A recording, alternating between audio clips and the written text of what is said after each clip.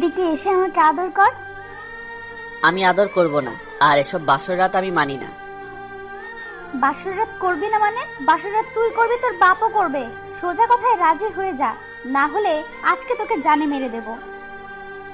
দেখ, আমি তোকে বন্ধু ছাড়া অন্য কিছু ভাবি না, আর বিয়েটা একটা অ্যাক্সিডেন্টই হয়েছে, এটাকে বিয়ে বলে না। আমি এত কিছু বুঝি না। বিয়ে হয়েছে তোর সাথে, আর তাই তোর সাথেই বাসর করব। দেখ, এমনিতেই রেগে আছি, তার উপরে তুই আবার প্রেশার দিচ্ছিস, সেগুলো আমি মেনে নিতে পারছি না। আচ্ছা যা, আদর করতে হবে না। আমার বাসর ঘর নিয়ে যে স্বপ্নগুলো আছে সেগুলো পূরণ করে দে, তাহলেই হবে। দেখ, তোর সব স্বপ্ন পূরণ করে দিব, শুধু কিস করাটা ছাড়া। ঠিক আছে। কি আর করার, সুমাইয়াকে কোলে নিয়ে ছাদে গেলাম। এলোমেলো সবকিছু গুছিয়ে বলে দিচ্ছি। চলুন পরিচয়টা দিয়ে নেই, তারপর প্রথম থেকে শুরু করব। আমি আনোয়ার হোসাইন, এবার কলেজের ফাইনাল ইয়ারের ছাত্র। বাবা মায়ের একমাত্র ছেলে। আব্বু একজন বিজনেসম্যান আর আম্মু গৃহিণী। আর যার সাথে আমার বিয়ে হয়েছে সে হলো আমার বেস্ট ফ্রেন্ড সুমাইয়া। বাসা বেশি দূরে না, আর ছোটবেলা থেকে আমরা বেস্ট ফ্রেন্ড। সুমাইয়াদের ফ্যামিলির সাথে আমাদের ফ্যামিলির সম্পর্ক অনেক ভালো। সুমাইয়াদের বাসার সবাইকে আমরা ফ্যামিলি ফ্রেন্ড মনে করি, তাই সবসময় সুমাইয়াদের বাসায় আসা যাওয়া আছে আমাদের। আপাতত এতটুকুই থাক, চলেন গল্পে যাওয়া যাক। সকালে শান্তির ঘুম ঘুমাতেছিলাম, তখনই ফোনটা বেজে উঠল। দিল ঘুমটা ভেঙে, তাকিয়ে দেখি সুমাইয়ার কল। বিরক্তিকর ভাব নিয়ে রিসিভ করলাম। বল। ওই, তোরে না বলেছিলাম আজকে তোকে একটা খুশির খবর দিব, তাই সকাল 7টায় পার্কে আসতে বলেছিলাম। এখন কোথায় তুই? ও নো, তাই তো ঘড়ির দিকে তাকিয়ে দেখে 8টা 10 বাজে। কি করি এখন? পরিস্থিতি সামলাতে বলে দিলাম। আরে এই তো বের হয়ে গেছি, 5 মিনিট লাগবে। তুই কি রাস্তায়? আসতেছি। বেশি না, 10 মিনিট লাগবে, আসতেছি। ও, তা কষ্ট করে একটু দরজাটার দিকে তাকালে ভালো হয় জনাব।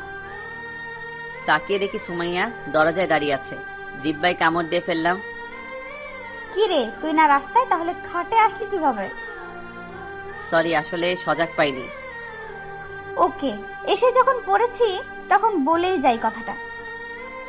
আমি আবার রিল্যাক্সে শুয়ে ঘুমানোর ট্রাই করতে লাগলাম, তখনই সুমাইয়া বলে উঠল, শোন, আমার বিয়ে ঠিক হয়ে গেছে। ঘুমের কারণে এত একটা কথাটার পাত্তা দিলাম না। কি রে, আমি কি বলতেছি তুই না শুনে ঘুমাচ্ছিস? ঝাঁকিকে ঘুম চলে গেল, তাই বিছানা থেকে উঠে বসলাম। বল, কি বলবি? বলছি আমার বিয়ে ঠিক হয়ে গেছে। কি? আর মাত্র 15 দিন পর আমার বিয়ে, তাই তোকে বলতে আসলাম। যাক, আলহামদুলিল্লাহ। তা কার জীবনটাকে নষ্ট করতে যাচ্ছিস শুনি একটু। মানে কি বললি তুই? না মানে ছেলেটাকে, যে তোকে জীবন সঙ্গী বানাতে চাই। আব্বুর বিজনেস পার্টনারের ছেলে। ছেলেটা হয়তো জানে না এই মেয়েটার ব্যাপারে, তাই বিয়ে করতে চাইতেছে। যদি ওর ব্যাপারে জানতো তাহলে কখনোই সুমাইয়াকে বিয়ে করতো না। এসব ভাবনা বাদ দিয়ে সুমাইয়াকে একটু রাগাতে বললাম, তাই নাকি? যাক, আর মাত্র 15 দিন। কিন্তু শান্তির নিঃশ্বাসটা ফেললি কেন? আমি চলে গেলে তুই খুশি হবি, তাই না? আরে না। তাহলে তুই শান্তির নিঃশ্বাসটা ফেললি কেন? আরে 15 দিন পর আমার কাঁধের পেতনি অন্য একজনের কাঁধে চলে যাবে, তাই শান্তির নিঃশ্বাসটা ফেললাম। তাকিয়ে দেখি সুমাইয়ার চোখগুলো লাল হয়ে এসেছে। এখনই আমাকে মারবে বলে মনে হইতেছে, তাই আগেই খেতার নিচে চলে যেতে লাগলাম। আর তখনই সুমাইয়া আমাকে এলোপাতাড়ি মারতে শুরু করে। আরে ব্যথা পাচ্ছি তো, সরি, মজা করেছিলাম। কুত্তা, শয়তান, বান্দর, বিলাই, আমি পেতনি, তাই না? রাখ, আজকে তোকে মেরেই ফেলবো। সরি বললাম তো। তাও মারা বন্ধ হলো না। অবশেষে উপায় না দেখে সুমাইয়ার হাতগুলো ধরে ফেললাম। এখন সুমাইয়া থামলো। কি হলো, পেতনির মার খেতে মন চাইছে না? না। তা বিয়ে নিয়ে কোনো প্ল্যান আছে নাকি তোর? আমার অনেকগুলো প্ল্যান আছে, তাই তো তোকে নিয়ে এখন একটু ঘুরতে যাব। এখন যেতে পারবো না, বিকেলে যাব। তুই এখন বাসায় যা। আর কলেজে যাবি তো নাকি? আর আমি এখনই তোকে নিয়ে ঘুরতে যাব। অবশেষে উপায় না দেখে যেতে রাজি হলাম। তারপর সুমাইয়াকে রুমে বসিয়ে দিয়ে আমি ফ্রেশ হতে চলে গেলাম। তারপর সুমাইয়াকে নিয়ে নিচে গিয়ে নাস্তা করে নিলাম। তারপর ঘোরাফেরা করতে লাগলাম। দুপুরে হোটেলে খেয়ে নিয়েও ওর আবার এক জায়গায় গেলাম ঘুরতে। সুমাইয়ার সব ঘোরাফেরা শেষ হয় বিকেলে। সুমাইয়াকে ওর বাসায় নামিয়ে দিলাম। বিকেলে বাসায় এসে ফ্রেশ হয়ে নিলাম। রাতে সুমাইয়া ফোন দিল। কিরে এখন ফোন দিয়েছিস কেন? তুই এখন পার্কে চলে আয় তো। এখন কেন? তুই আয়, তোকে একজনের সাথে পরিচয় করিয়ে দিব। কার সাথে পরিচয় করিয়ে দিবি বল আগে। তুই আয়, আসলেই দেখতে পাবি কার সাথে পরিচয় করিয়ে দেই। তো আর কিছু বলার আগেই ফোনটা কেটে দিল। এই মেয়েটাকে নিয়ে আর পারি না। মাঝে মাঝে এমন কিছু বলে বসে যা বলার মতো না। যাক, বিয়ের আর কিছুদিন বাকি, তাই সহ্য করে নেই। রেডি হয়ে চলে গেলাম পার্কে। অনেকক্ষণ খোঁজাখুঁজি করে সুমাইয়াকে বের করলাম এক কোনায়। নির্জন জায়গায় বসে আছে সুমাইয়া, সাথে একটা কেউ আছে খেয়াল করলাম। কাছে গিয়ে দেখি একটা ছেলে সুমাইয়ার সাথে বসে আছে। কিছুটা অবাক হলাম। কিরে, তোর আসতে এত সময় লাগে? আসতে সময় লাগেনি, তোকে খুঁজে বের করতে সময় লেগেছে। ও, উনি কে সুমাইয়া? ও হলো শাওন, তোর হবু দুলা ভাই। ও হ্যালো ভাই। হ্যালো। আয়, তোরা বসে কথা বল, আমি গিয়ে ফুচকা খেয়ে আসি। সুমাইয়াটা আমাকে ফাঁসিয়ে দিয়ে চলে গেল ফুচকা খেতে। কি বলবো ওনার সাথে বুঝতেছি না। তখনই শাওন বলে উঠল, তোমার কথা সুমাই আমাকে অনেক বলেছে। তুমি কি সুমাইয়ের ক্লাসমেট? ভাইয়া, সুমাইয়া মেয়েটা অনেক ভালো। রাগটা একটু বেশি, তবে মনটা অনেক ফ্রেশ। তাই তো দেখতেছি। তা তুমি সুমাইয়াকে ভালোবাসো না? ফ্রেন্ড হিসেবে অনেক ভালোবাসি আমি, তার চেয়ে বেশি কিছুই না। ওকে, তা সুমাইয়ের বিয়ে হয়ে গেলে তোমার কষ্ট হবে না? বেস্ট ফ্রেন্ড চলে গেলে কার না কষ্ট হবে বলেন। তবে কিছুদিন পর সব ঠিক হয়ে যাবে ইনশাল্লাহ। তুমি সত্যিই খুব ভালো, আর ধন্যবাদ এতদিন সুমাইয়াকে আগলে রাখার জন্য। আরে কি বলেন। আচ্ছা ভাইয়া, আমাকে এখন বাসায় যেতে হবে। ওকে, সাবধানে যেও। ওকে, ভালো থাকবেন, পরে কথা হবে। আর সুমাইয়াকে আমি পাঠিয়ে দিতেছি। বলেই সেখান থেকে কেটে পড়লাম। সুমাইয়ার কাছে এসে দেখি ফুচকা খাচ্ছে। সুমাইয়া পারেও ফুচকা খেতে। ওই তোর খাওয়া শেষ হয়েছে, আমি গেলাম। তুই ওনার সাথে কথা বলা শেষ করে পরে আয়। ওকে। আরেকটা কথা, বিয়ের আগে এমন কিছু করিস না। বুঝতেই তো পারছিস কি বলতে চাইতেছি। তুই আমাকে নিয়ে এত চিন্তা করা শুরু করলি কবে থেকে? তোর ভালোর জন্যই বললাম। ওকে, তুই চিন্তা করিস না, কথা দিলাম তোকে এমন কিছুই হবে না বিয়ের আগে। ওকে, তাহলে তুই থাক, আমি গেলাম। তারপর সেখান থেকে বাসায় চলে আসলাম। এসে সেদিনের মতো ঘুমিয়ে গেলাম। এভাবে 12 দিন চলে গেল। সুমাইয়া অনেক খুশি, যা ওকে দেখেই বোঝা যাচ্ছে। আর এই কয়েকদিন সুমাইয়া আমাকে সব সময় ওর সাথে রেখেছে। আর মাত্র 3 দিন বাকি ওর বিয়ের। বাসাটা প্রায় সাজানো শেষ, প্রায় সব আত্মীয় আসা শেষ। কারণ কালকে সুমাইয়ার গায়ে হলুদ, আর বাসাটা পুরো মানুষে ভর্তি। সকালে ঘুমাচ্ছিলাম, তখনই সুমাইয়ার কল আসলো, তাই ঘুমের চোখে ফোনটা রিসিভ করলাম। বল, কি বলবি? তুই এখনই আমাদের বাসায় আয়, কাজ আছে। দেখ, কাল রাত 1টা এসে ঘুমিয়েছি, তাই এত সকালে আসতে পারবো না। আসবি কেন? আমি এখন কে, আর আমাকে দিয়ে কি কাজ আছে? পরশুদিনের পর থেকে আর ডাকবো না তোকে। থাক, আশা লাগবে না তোর। সুমাইয়ার কথা শুনে টাসকে খেয়ে গেলাম। কি বলবো কিছুই বুঝতেছি না। এই তুই ইমোশনাল টর্চার করা শিখলি কবে থেকে? তুই আসবি কিনা এটা বল। পেতনি, ইমোশনাল টর্চার করে এখন বলিস আসবো কিনা? আসতেছি পেতনি। বলেই ফোনটা রেখে দিলাম। তারপর উঠে ফ্রেশ হয়ে নাস্তা করে চলে গেলাম সোজা সুমাইয়াদের বাসায়। তোর আসতে এতক্ষণ সময় লাগে? লেগে গেছে। তা কিসের জন্য আসতে বলেছিস সেটা বল। তুই বস, আমি রেডি হয়ে আসতেছি, তারপর তোকে নিয়ে একখানে যাব। বলেই সুমাইয়া রুমে চলে গেল রেডি হতে। কিছুক্ষণ পর রেডি হয়ে আসলো। এরপর দুজনে গিয়ে গাড়িতে উঠে বসলাম। সুমাইয়া নাকি ড্রাইভ করবে। আমি আর না করলাম না। আমি ওর পাশে বসে রইলাম, আর সুমাইয়া মনের আনন্দে চালাতে লাগলাম। কোথায় যাবি বলতো? কাল থেকে তো অনেক বিজি হয়ে যাব, তাই ভাবতেছি আজকে সারা দিন তোর সাথে ঘুরে ফিরে কাটাই। আজকে মন খুলে ঘোরার আমার শেষ দিন, আর আমার সাথে ঘোরার তোর শেষ দিন। সুমাইয়ার কথা শুনে মনটা খারাপ হয়ে গেল। কি বললো কিছুই বুঝতেছি না। মনটা খারাপ হয়ে গেল, তাই চুপ হয়ে গেলাম। আরে মন খারাপ করার কি আছে? না এমনি। আরে বোকা, আমার বিয়ে হয়ে যাবে তো কি হয়েছে? আমার বেস্ট ফ্রেন্ড তো তুই থাকবি সারা জীবন, আর আমাদের বাসায় আসলে তো তোর সাথেই কাটাতে হবে দিন। হুম। আচ্ছা, এসব কথা বাদ দিয়ে অন্য কথা বল। তাই ভালো, তাই এটা বল, বাসর রাতে তোর প্ল্যান কি? মানে বাসর রাত নিয়ে তোর কি স্বপ্ন? সুমাইয়া কিছুক্ষণ কি যেন ভাবতে লাগলো, তারপর বলতে শুরু করলো, অনেক স্বপ্ন আছে, কিন্তু কাউকে বলবো না। আমাকেও বলবি না? তোকে বলা যায়, কারণ তুই তো আমার ব্যাপারে সব জানিস। তাহলে বল শুনি। প্রথমে আমার বরকে বলবো আমাকে কোলে নিয়ে ছাদে যেতে, তারপর আমি আমার বরের কাঁধে মাথা রেখে চাঁদ দেখবো অনেকক্ষণ, তারপর আবার কোলে নিয়ে রুমে নিয়ে আসবো, তারপর আমাকে একটা শাড়ি দিয়ে বলবে যে এটা পরে ওনার সামনে থাকতে। এরপর এসে দেখবো উনি শুয়ে আছে, আমিও গিয়ে ওনার পাশে শুয়ে পড়বো। সকালে কথা হবে বলে উনি শুয়ে পড়বে, তারপর আমি আমার বর ঘুমিয়ে যাওয়ার পর আমি তার সারা মুখে অনেকগুলো কিস করে আমিও ঘুমিয়ে পড়বো। সুমাইয়ার মুখে এসব কথা শুনে আমি হা হয়ে ওর দিকে তাকিয়ে রইলাম। কি রে, এভাবে তাকিয়ে কি দেখছিস? না, ভাবছি তুই এত রোমান্টিক হয়েছিস কবে থেকে?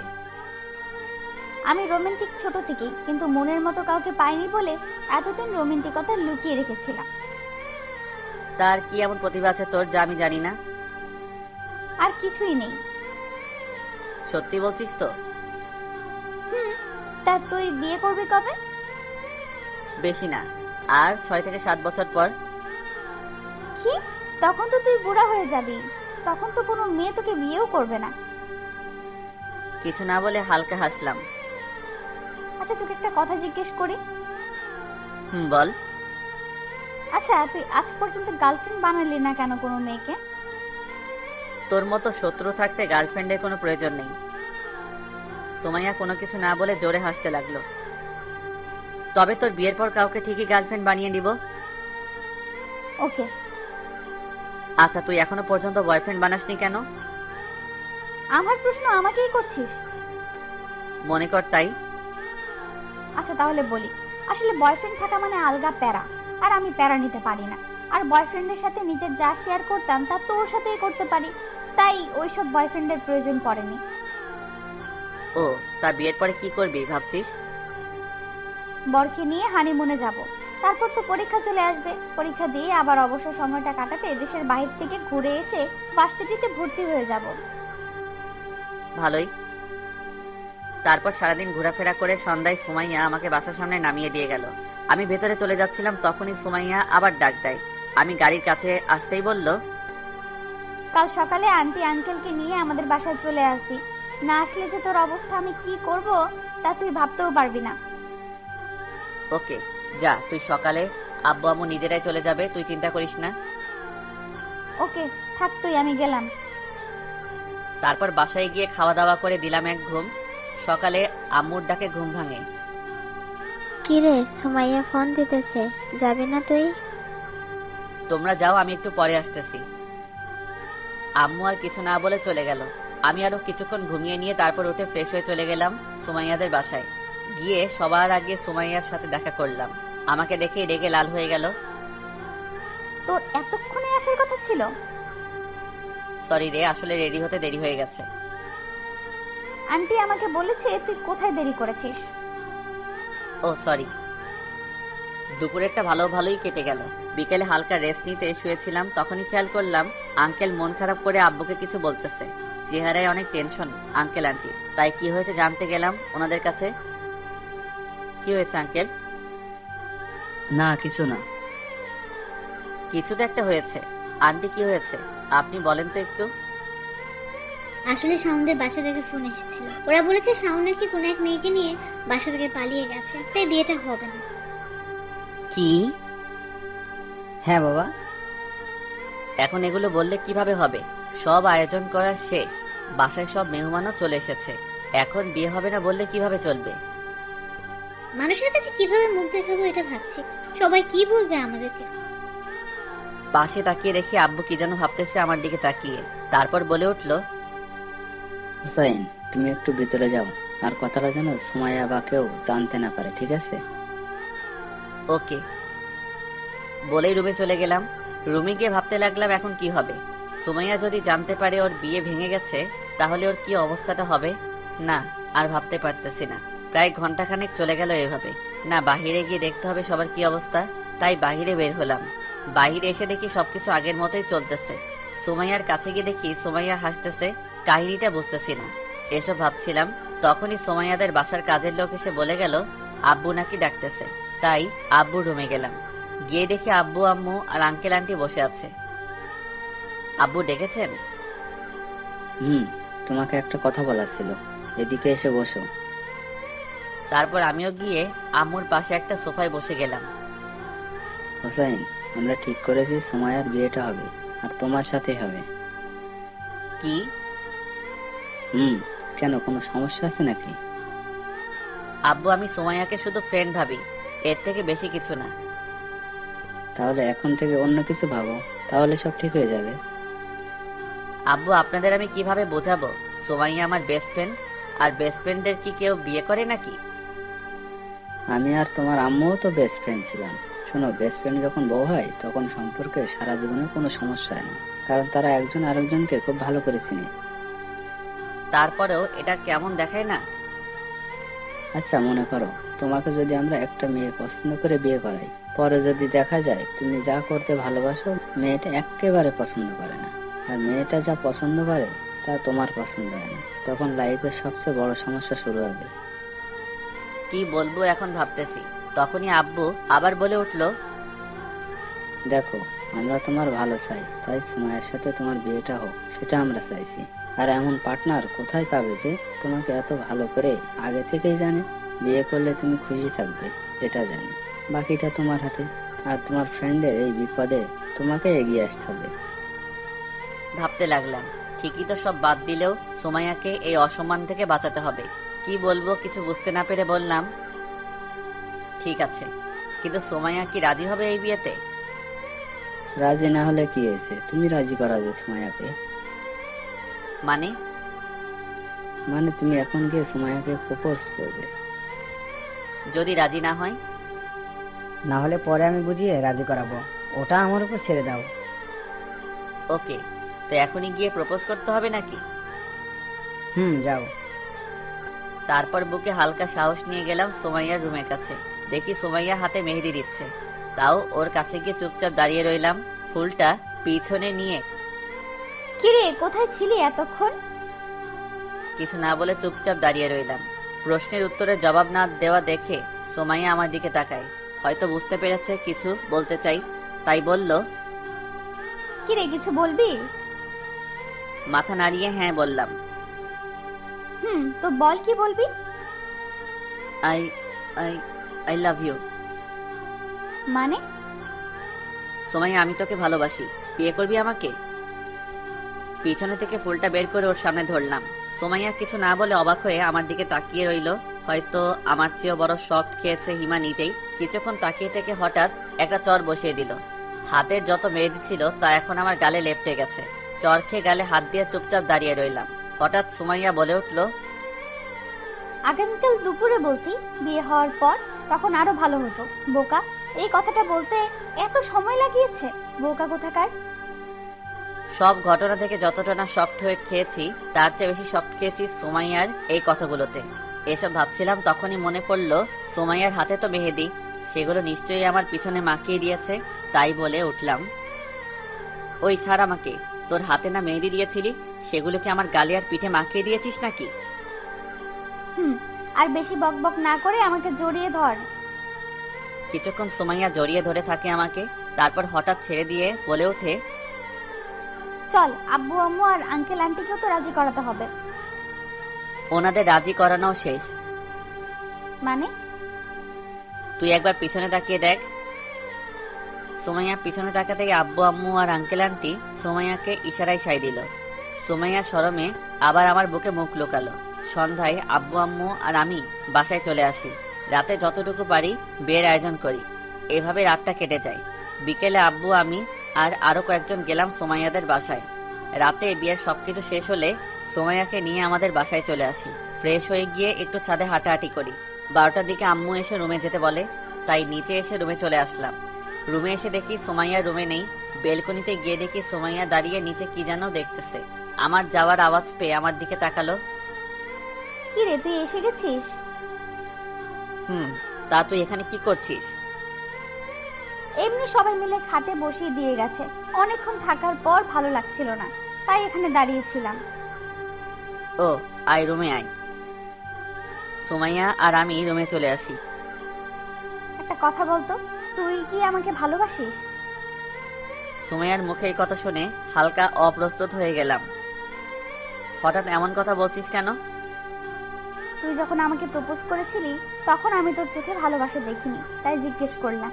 আচ্ছা বলতো, তখন কেন বলেছিলি ভালোবাসিস?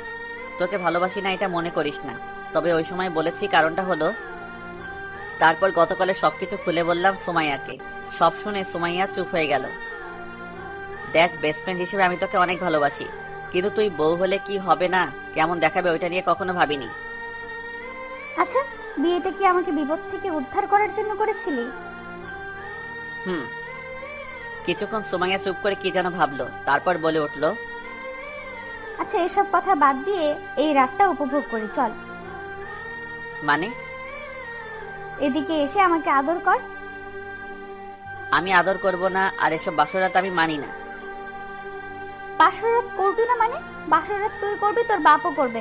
সোজা কথায় রাজি হয়ে যা, না হলে আজকে তোকে জানে মেরে দেব। দেখ, আমি তোকে বন্ধু ছাড়া অন্য কিছু ভাবি না, আর বিয়েটা একটা অ্যাক্সিডেন্টই হয়েছে, এটাকে বিয়ে বলে না।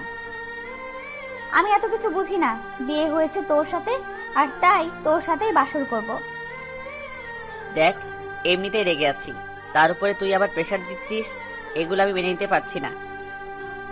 আচ্ছা, যা আদর করতে হবে না, আমার বাসর রাত নিয়ে যে স্বপ্নগুলো আছে সেগুলো পূরণ করে দে, তাহলেই হবে। দেখ, তোর সব স্বপ্ন পূরণ করে দিব, শুধু কিস করাটা ছাড়া। সুমাইয়া রাগি চোখে কিছুক্ষণ তাকিয়ে থেকে কি যেন ভাবতে লাগলো। ঠিক আছে। কি আর করার, তাই সুমাইয়াকে কোলে নিয়ে ছাদে গেলাম। গিয়ে সুমাইয়াকে বসিয়ে দিয়ে আমিও ওর পাশে বসে গেলাম। সুমাইয়া আমার কোলে মাথা রেখে আকাশের চাঁদ দেখতে লাগলো। কি দেখতেছিস ওই চাঁদে?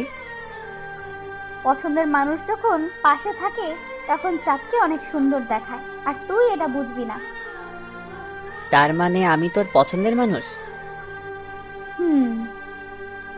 পাম দিতেছস নাকি? সুমাইয়া রাগি চোখে তারপর আমার দিকে তাকালো, তারপর হঠাৎ করে সুমাইয়া লিপ কিস করে বসলো। আমি পুরো টাসকি খেয়ে গেলাম ওর এমন কাণ্ড দেখে। কিছুক্ষণ পর সুমাইয়া আমাকে ছেড়ে দিয়ে হাঁপাতে লাগলো। আমার এখনো ঘোর কাটেনি, তাই টাসকি খেয়ে বসে আছি। এবার হয়েছে বিশ্বাস, এবার কোলে নিয়ে রুমে চল। কিছু না বলে সুমাইয়াকে নিয়ে সোজা রুমে চলে আসলাম। তারপর সুমাইয়াকে নামিয়ে দিয়ে ফ্রেশ হতে চলে গেলাম। ফ্রেশ হয়ে এসে দেখি সুমাইয়া সব গহনা খুলতেছে ড্রেসিং এর সামনে বসে। রুমে বেশি একটা আলো নেই, তার উপরে যা আছে সবগুলো মোমবাতি, আর তার সামনেই বসে সুমাইয়া গহনাগুলো খুলতেছে। মোমবাতির আলোয় সুমাইয়াকে এক মায়াবতী লাগতেছে। মায়াপুরীর হয়তো রানী, হয়তো সুমাইয়া। এই প্রথম সুমাইয়ার দিকে বন্ধু ছাড়া অন্যভাবে তাকিয়েছি। এসব ভাবছিলাম, তখনই সুমাইয়া এসে হালকা ধাক্কা দিয়ে বলল, কি রে, এইভাবে আমার দিকে তাকিয়ে কি দেখছিলি? কিছু না। এইভাবে তাকিয়ে থাকলে আমার প্রেমে পড়ে যাবি। যা, গিয়ে ফ্রেশ হয়ে আয়। সারাদিনে অনেক টায়ার্ড, তাই বেশি কিছু না বলে শুয়ে পড়লাম। জানি সুমাইয়া বাহিরে এসে আবার কিছু একটা করে বসবে, তাই চুপ করে শুয়ে রইলাম। কিছুক্ষণ পর সুমাইয়া এসে সোজা আমার উপরে শুয়ে গেল। এমনটাই হবে জানতাম, তাই অবাক হলাম না। সুমাইয়াকে বললাম, কি হলো, তুই আমার উপরে উঠে শুয়ে পড়লি কেন? ওই পাশে জায়গা আছে, যা গিয়ে ওইখানে শুয়ে পড়। কুত্তা, তুই না বললি আমাকে ভালোবাসিস না, তাহলে আমার জন্য ওয়াশরুমে শাড়ি রেখে আসলি কেন? তুই না বলেছিলি তোর বাসরাতের স্বপ্নের মধ্যেও এটাও একটা, তাই স্বামী হিসেবে পূরণ করে দিলাম। আমি তো বলেছিলাম আমার স্বামী আমাকে ভালোবেসে রাখবে শাড়িটা, তা তুই কি এটা ভালোবেসে রেখেছিলি? না। ও আচ্ছা, তাহলে তুই ঘুমিয়ে যা, সকালে কথা হবে। এমনিতে সারাদিনের ক্লান্তিকর ছিল, তাই তাড়াতাড়ি ঘুমিয়ে গেলাম। সকালে কারো কথা বলার শব্দে ঘুম ভাঙলো। তাকিয়ে দেখি আম্মু রুম থেকে বেরিয়ে যাচ্ছে, আর পাশে তাকিয়ে দেখি সুমাইয়া আমার বুকে মাথা রেখে কি যেন ভাবতেছে। কিরে, আম্মু এসেছিল কেন? তোকে ডাকতে এসেছিল। আমি বললাম আম্মুকে চলে যেতে, আমি তোকে নিয়ে আসছি। তুই আমার বুকে শুয়ে আছিস কেন? মন চেয়েছে তাই। আর তুই তাড়াতাড়ি গিয়ে ফ্রেশ হয়ে নে, না হলে আর কেউ রুমে আসলে তোকে নিয়ে হাসাহাসি করবে। কেন, কি করেছিস তুই? আমার শেষ স্বপ্নটাও পূরণ করে নিয়েছি। তার মানে আমার সারা মুখে লিপস্টিকের দাগ লেগে আছে, তাই তো? সুমাইয়া হালকা লজ্জা পেল। উঠে ফ্রেশ হতে চলে গেলাম। ওয়াশরুমের আয়নায় তাকিয়ে দেখি সত্যি মুখের কয়েকটা জায়গায় লিপস্টিকের দাগ লেগে আছে। শাওয়ার নিয়ে তাড়াতাড়ি চলে আসলাম। এসে দেখি বিছানাটা গোছাচ্ছে, তাই আমিও রেডি হতে লাগলাম। সুমাইয়া গিয়ে ফ্রেশ হয়ে আসার পরে দুজনে চলে গেলাম নিচে নাস্তা করতে। তারপর নাস্তা করে আমি উপরে চলে আসলাম। কিছুক্ষণ পর দেখি সুমাইয়াও রুমে চলে আসলো, এসে আমার পাশে বসে গেল। আজকে আমাদের সংসার লাইফের প্রথম দিন। তোর কাছে কেমন লাগতেছে আমি জানি না, তবে আমার কাছে অনেক ভালো লাগতেছে। তা সংসারে যে কাজ করতে হয় তা কি জানিস না? জানি, গিয়েও ছিলাম, কিন্তু আম্মু তোর খেয়াল রাখতে পাঠিয়ে দিয়েছে। আমি স্কুলের বাচ্চা না যে তোকে খেয়াল রাখতে হবে। যা, গিয়ে আমার জন্য কফি নিয়ে আয়। তোর কফি তুই গিয়ে নিয়ে আয়। এখন কিন্তু আমি তোর স্বামী, আর স্বামীর কথা স্ত্রীকে শুনতে হয়, তা কি তুই জানিস না? সুমাইয়া রাগী একটা ভাব নিয়ে তাকিয়ে উঠে চলে গেল। কিছুক্ষণ পর কফি নিয়ে আসলো আমার জন্য। স্বামী সাহেব, নিন আপনার কফি। হালকা মুচকি হেসে কফিটা নিয়ে নিলাম। তারপর সুমাইয়া এসে আবার আমার কোলে শুয়ে গেল। ওই, তুই কোলে শুয়েছিস কেন? চুপচাপ বসে থাক। আমি তোর একটা কথা শুনেছি না, তুইও এখন আমার একটা কথা শুনবি। ও, তার মানে এই কারণেই কফিটা এনে দিয়েছিলি? আমি এখন একটু ঘুমাবো, আর তোর কোলে মাথা রেখেই ঘুমাবো। কিছু না বলে আমি আবার ফোন টিপায় মন দিলাম। সন্ধ্যায় আব্বু আমাকে আর সুমাইয়াকে তার রুমে যেতে বলল। বুঝতে পারলাম না ডাকার কারণটা কি। সুমাইয়া আর আমি গেলাম আব্বুর রুমে। গিয়ে দেখি আব্বু আম্মু দুজনে বসে আছে। আব্বু, ডেকেছিলেন আমাদের? কালকে সকালে সুমাইয়াদের বাসা থেকে লোক এসে সুমাইয়াকে নিয়ে যাবে, আর তোমাকেও। আর তোমরা হানিমুনে কোথায় যাবে বলে ঠিক করেছো? আব্বুকে এখন কি বলবো বুঝতেছি না। তখনই সুমাইয়া বলে উঠল, আব্বু, সামনে তো পরীক্ষা, তাই এখন হানিমুনে যেতে চাইছি না। পরীক্ষার পর হানিমুনে নিয়ে চিন্তা করব। ওকে, সমস্যা নাই, তাহলে রেডি হয়ে থেকো কালকে যাওয়ার জন্য। আচ্ছা বলেই সুমাইয়া আর আমি চলে আসলাম। ওই, আব্বু প্রশ্ন করার পর তুই কিছু বললি না কেন? তোদের শ্বশুর আর বৌমার মধ্যে আমি কথা বলে কি করব? আচ্ছা, আমাদের প্রথম বেবি কিন্তু ছেলে নিব। সুমাইয়ার কথা শুনে হাঁ করে ওর দিকে তাকিয়ে রইলাম। কি বলে মেয়েটা? কি রে, এইভাবে হা করে তাকিয়ে আছিস যে? ওই, তুই কোন কথার মাঝে কোন কথা নিয়ে আসিস? বিয়ে হয়েছে 2 দিনও হলো না, আর উনি এসেছে প্রথম সন্তান কি নিব? আরে, ভবিষ্যতের প্ল্যানিং করতে হবে না গাধা? তুই কর তোর ভবিষ্যতের প্ল্যানিং, আমি গেলাম ছাদে। বলেই ছাদে চলে আসলাম। এসে সন্ধ্যায় আকাশটা উপলব্ধি করতে লাগলাম। কিছুক্ষণ পর হঠাৎ পিছন থেকে কেউ জড়িয়ে ধরলো। না দেখেই বুঝে যাই এটা সুমাইয়া ছাড়া আর কেউ না, তাই ওর দিকে তাকালাম না। হঠাৎ সুমাইয়া বলে উঠল, সন্ধ্যার আকাশ দেখতে যে কেউ একজন লাগে তা কি তুই জানিস? না, তা একটু কষ্ট করে বলবেন, কাকে লাগে পাশে? নিজের ভালোবাসার মানুষটা। আমার তো কোনো ভালোবাসার মানুষ নেই, তাই একাই দেখছি। এটা বলা মাত্রই সুমাইয়া পিঠে কামড় বসিয়ে দেয়। ওই, কি করছিস? ছাড় ছাড়। আর বলবি ভালোবাসার মানুষ নেই? পাগড়িটাকে শান্ত করতে তাই না করলাম, না হলে কামড় ছাড়বে না। এই তো গুড বয়। কেন এসব বাজে বাজে কথা বলে আমাকে রাগিয়ে দিস বলতো? ব্যথা করতেছে জায়গাটা। ঠিকই আছে, আর যেন না বলিস, তাই কামড়টাও জড়িয়ে দিয়েছি। ওই, তুই কি রাক্ষসী নাকি? এভাবে কেউ কাউকে কামড় দেয় নাকি? শয়তানকে সোজা করতে হলে দিতে হয়। এখন চল রুমে, আমি তোকে মলম লাগিয়ে দিতেছি। থাক, লাগানো লাগবে না। আবার বেশি কথা বলছিস, চল। হালকা ব্যথাও ছিল, তাই ভাবলাম রুমে এসে মলমটা লাগিয়ে নেই। তাই সুমাইয়াকে বললাম, চল তাহলে। যখনই পা বাড়ালাম তখনই সুমাইয়া বলে উঠল, আমাকে কোলে নিয়ে চল। ওই তুই কি বলছিস? তুই জানিস আব্বু বা আম্মু যদি কেউ দেখে তাহলে কি ভাববে? আম্মু রান্নার রুমে আর আব্বুর রুমে শুয়ে আছে, দেখে এসেছি, তাই ভয় পাওয়ার কিছুই নেই। তারপরেও নিতে পারবো না, তুই অনেক মোটা হয়ে গেছিস ইদানিং। কথাটা বলার পরেই সুমাইয়া রাগী চোখে আমার দিকে তাকালো। এখনই হয়তো কাঁচা গিলে খাবে আমাকে। আচ্ছা আয়, এবারের মতো নিয়ে যাই। থাক, তো নিয়ে যাওয়া লাগবে না। অভিমানে মুখ ফিরিয়ে চলে আসতেছে, তখনই টান দিয়ে কোলে তুলে নিলাম। ছাড়, আমাকে ধরবি না একদম। সরি, আর বলবো না হুম। বলেই আমার গলা জড়িয়ে ধরে কোলে বসে আছে। তারপর সোজা নিয়ে রুমে নামিয়ে দিলাম। তারপর ড্রয়ার থেকে একটা মলম নিয়ে এসে আমার সামনে হাজির হলো।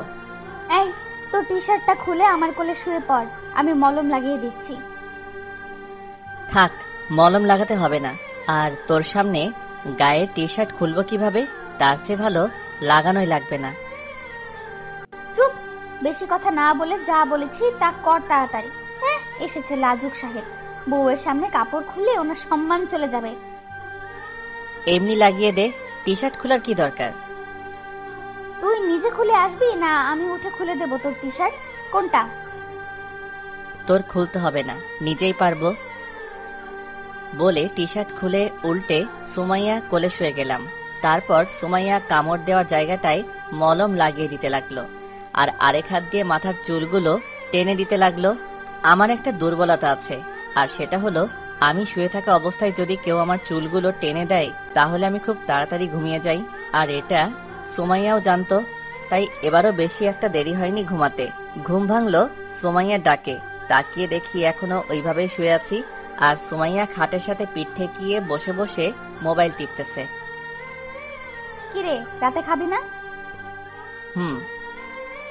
আম্মু ডাকতে এসেছিল, উঠে ফ্রেশ হয়ে আয়, নিচে যেতে হবে। আম্মু এসে কি আমাকে এভাবে ঘুমাতে দেখে গেছে? এভাবে মানে? মানে তোর কোলে মাথা রেখে ঘুমিয়ে আছি। কেন? তুই মারবি আমাকে? আম্মু দেখে কি ভেবেছে বলতো? আর তুই আমার চুলগুলো টেনে দিতে গেলি কেন? মন চেয়েছে তাই। আর আম্মু কি ভাববে? হ্যাঁ, ওনারা কি এই বয়সটা পার করেননি? ওনারা কি জানেন না কি হবে এখন? এসব চিন্তা বাদ দিয়ে গিয়ে ফ্রেশ হয়ে আয়, নিচে যেতে হবে আবার। আমার টি শার্টটা কোথায়? এই নে। তারপর উঠে ফ্রেশ হয়ে দুজনে চলে গেলাম নিচে। খাওয়া দাওয়া করে আবার উপরে চলে আসলাম। এসে আমি খাটের সাথে হেলান দিয়ে বই পড়তেছিলাম। তখনই সুমাইয়া রুমে আসলো। কি রে, বউ রেখে একা একা কি করছিস? বলেই আমার বুকে মাথা দিয়ে কি পড়ছি তা দেখতে বসে গেল। ওই তুই কি শুরু করলি? শান্তিতে একটু কাজগুলো করতে দে। তুই ঘুমিয়ে যা, কাল তো আবার তোকে তোদের বাসায় যেতে হবে। তুই যাবি না? না। ওকে, আব্বুকে দিয়ে তোকে সোজা করতে হবে।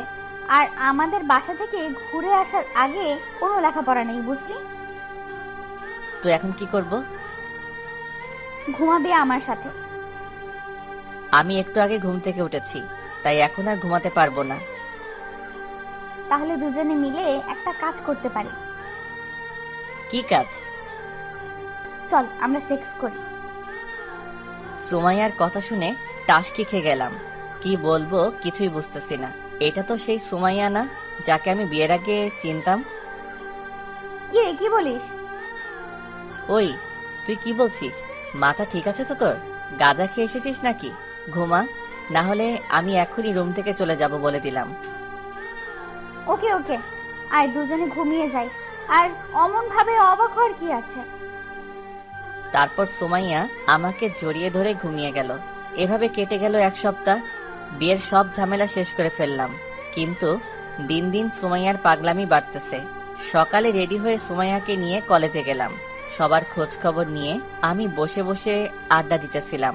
সুমাইয়া চলে গেল মেয়ে ফ্রেন্ডগুলোর সাথে আড্ডা দিতে। ক্লাস শুরু হওয়ার কিছুক্ষণ আগে তিশা আমার কাছে আসলো। তিশা হলো পুরো কলেজের ক্রাশ, সেই সূত্রে আমারও ক্রাশ। তিশা আমাকে ডাক দিয়ে নিয়ে যায় কি বলবে বলে। আমিও তিশাকে নিয়ে একটা গাছের নিচে গিয়ে দাঁড়ালাম। কি অবস্থা হুসাইন, এতদিন কোথায় ছিলে? এতদিন বিয়ে নিয়ে একটু বিজি ছিলাম, তাই আসতে পারি নাই। তা বিয়ে করে ফেলেছো, আমাদের কাউকে তো দাওয়াতও দিলে না। আসলে বিয়ে যে করব সেটা আমিও জানি না, সবকিছু হঠাৎ করে হয়ে গেল, তাই কাউকেই বলার সুযোগ হয়নি। তাই নাকি? কি হয়েছে বলো তো একটু শুনি। আসলে তারপর সবকিছু তিশাকে খুলে বললাম।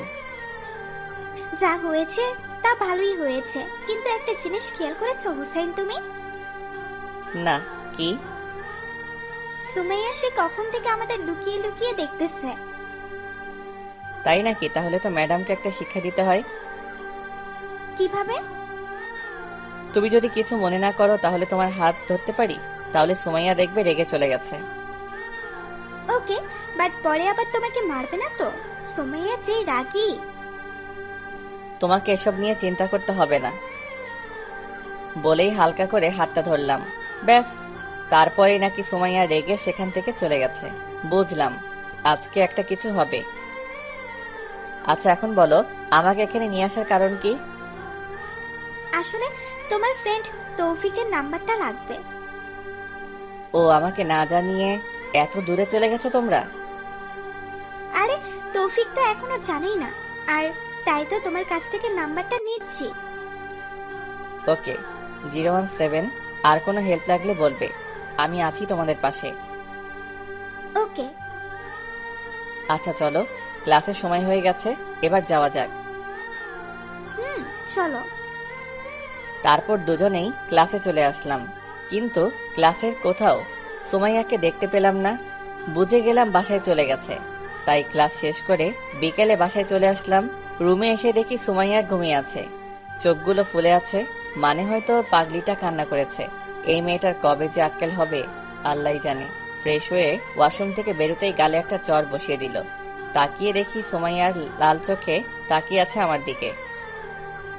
ওই, তোকে কাল রাতে সেক্সের কথা বলায় এমন ভাব নিচ্ছিলি যে তুই কিছুই বুঝিস না, আর আজকে কলেজে গিয়ে লুচ্চামি শুরু করে দিলি। তুই গাছের পিছনে লুকিয়ে কথা শুনছিলি কেন, ওইটা বল। তোরা আমাকে দেখেছিলি? আর তোকে দেখেই একটু অ্যাক্টিং করেছি। আর স্বামীকে সন্দেহ করাটা বন্ধ কর পেতনি। এগুলো আগে বলিসনি কেন? তাহলে তো থাপ্পড়টা খেতে হতো না। সর এখান থেকে। আর ভুলেও যদি একবার হাত তুলিস আমার উপর, তাহলে তোর হাত পা ভেঙে তোর কাঁধে ঝুলিয়ে রাখবো বলে দিলাম। তুই কোনো মেয়েদের দিকে তাকাস না, তাহলেই আমি আর তোকে মারবো না।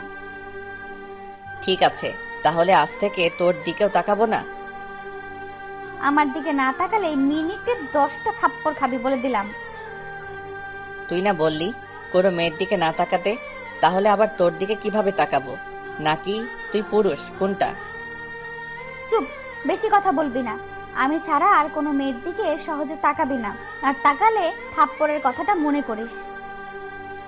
মনে থাকবে না? আর সর সামনে থেকে। না হুসাইন, এই সন্ধ্যায় একটু আদর করো না আমাকে। আমাকে মেরেছিস মনে নেই?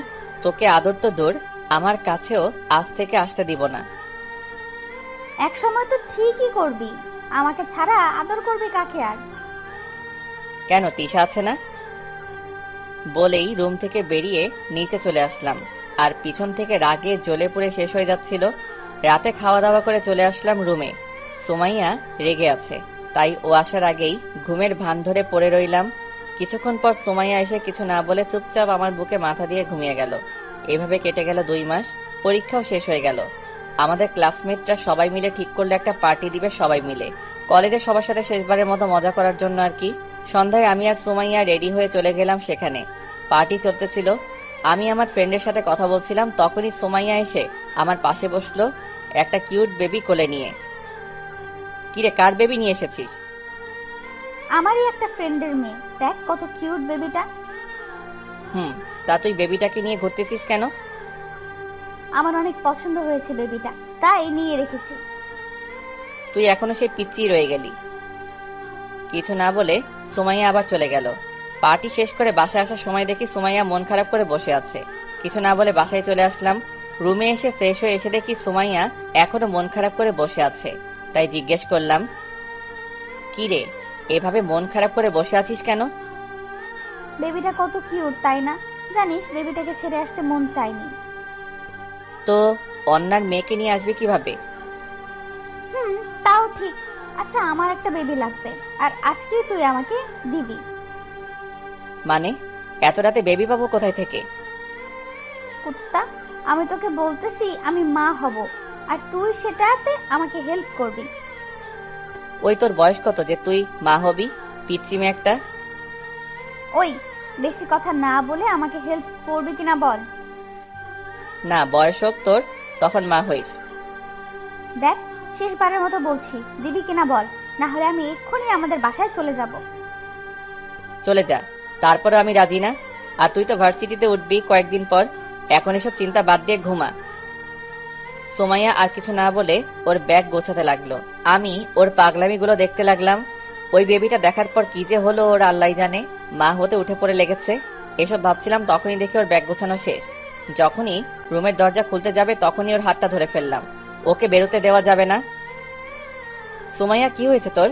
এরকম করছিস কেন? তুই মাত্র কলেজ লাইফ শেষ করেছিস, এখনই বেবি নিয়ে কি করবি তুই? আমার একটা বেবি লাগবে, তুই দিবি কিনা বল, না হলে ছাড় আমাকে, আমি এক্ষুনি চলে যাব। মা হওয়া এত সোজা না, আরো একবার ভেবে দেখ, পরে আমাকে বলতে পারবি না বলে দিলাম। সুমাইয়া অবাক হয়ে আমার দিকে তাকায়, তারপর ওর হাতের ব্যাগটা ফেলে দিয়ে এক লাফে আমার কোলে উঠে যায়। তারপর আর কিছু বলার আগে আমার ঠোঁটগুলো নিজের ঠোঁট দিয়ে বন্ধ করে দিল। 2 বছর পর কেটে গেল আমাদের সংসারের, আর ছোট একটা বেবিও আছে আমাদের। আজকে সুমাইয়া ভার্সিটিতে যায়নি, তাই বিকেলে ভার্সিটি থেকে ফিরে এসে দেখি সুমাইয়া রুমে একা বসে আছে। কি রে, তুই একা বসে আছিস? বাবু কই? বাবুকে আম্মুর কাছে দিয়ে এসেছি সামলাতে। কেন? আম্মু আমাদের বাবুকে সামলাবে, আর আমি আম্মুর বাবুকে সামলাবো। কোনটা বলিস? তোর মতলবটা ভালো লাগতেছে না। ভালো লাগা লাগবে না। বলেই ধাক্কা মেরে খাটে ফেলে দেয়। তারপর আর কি, চলতে লাগলো আমাদের প্রেম কাহিনী। দোয়া করবেন সবাই, আমরা যেন সুখে শান্তিতে দিন কাটাতে পারি। ভালো থাকবেন সবাই। আল্লাহ হাফেজ।